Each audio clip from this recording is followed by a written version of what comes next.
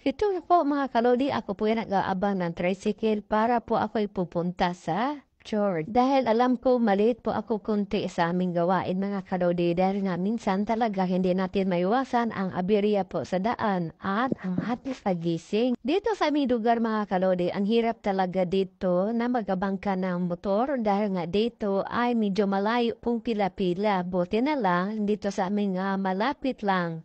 Mayroon nang nakatambay na motor. Kaya agad ako nag-video mga kalodi dahil sa panahon na yan ay medyo okay pa po at hindi masyadong maulan. Ito na nga mga kalodi, pagdating ko po talaga sa church ay nagsisimula na po sila. Pero kahit paano po ay nakahabol po ako talaga sa aming gawain mga kalodi dahil nga maulan-ulan ng panahon, walang masyadong dumadalo no mga kalodi.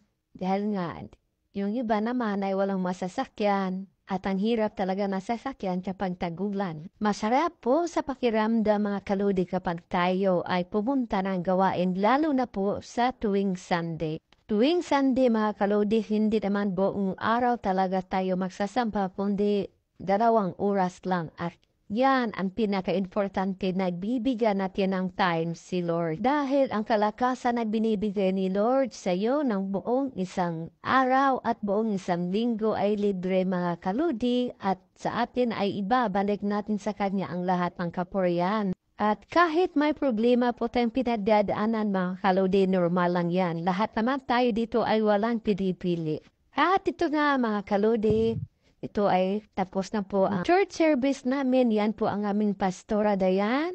Kaya mga kaludi, ito lang po mapapayo ko sa bawat isa. Bibigyan po natin ng time si Lord sa ating puso at sa ating buhay. Dahil kung wala siya, wala tayo ngayon. Kahit anong sikta ka mga kaludi, importante sa buhay mo, ipapakita mo na ikaw ay pinaglilingkuran mo ang Diyos na buhay. Kaya alam ng lahat mga kaludi ng aming mga kapatiran sa church talaga ako ay nagbablog. Sabi pa ng aming pastor na kailangan daw ako ay suportahan at maraming salamat po sa aming pastor. Kaya maraming salamat po sa lahat. Now, ang bawat kapatiran, ayan po mga kaludi, nagmamadali ng lumabas mga kaludi habang okay pa po ang panahon dahil tubila na po talaga ang ulan dyan. Ayan po ang aking mga followers. Oh, nakita nyo yan, pakaway-gaway pa at yan ang aking kaibigan din yan. Ayan no.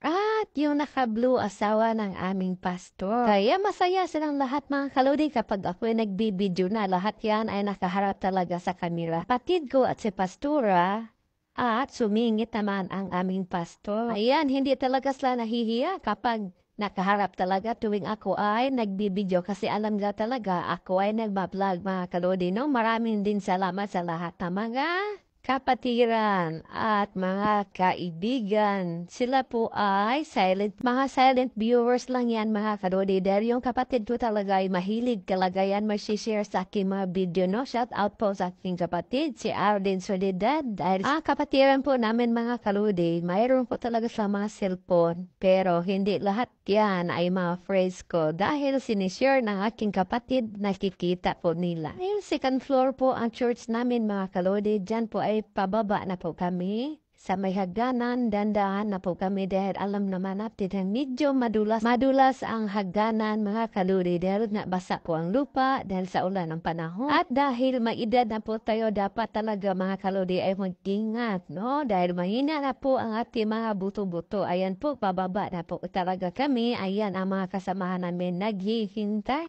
O diba mga kaludi, hindi sila naiilang tuwing ako ay nagbibideo, tuwang-tuwa pa sila habang ako ay nagpapabideo sa kanila. Dahil medyo okay na po ang panahon mga kaludi, lumabas po kami dyan ay hindi muna kami nagpayong dahil nga kahit maganda pa po ang panahon dyan mga kalodi, kaya ang ginawa namin dyan, dahil wala man kaming motor, dahan-dahan po kami ng aking kapatid at pamangkin nga naglalakad, papunta po na. Doon kami maghihintay ng motor mga kaludi kasi wala namang papasok banda dito. Dahil malilim ang panahon mga kaludi, masarap maglakad no? Dahil walang ulan at hindi mainit ang panahon. Kaya shout out po sa lahat, Luzon, Visayas at Mindanao. Remind lang po sa lahat, mag-ingat po tayo dahil sa panahon ngayon. Salamat!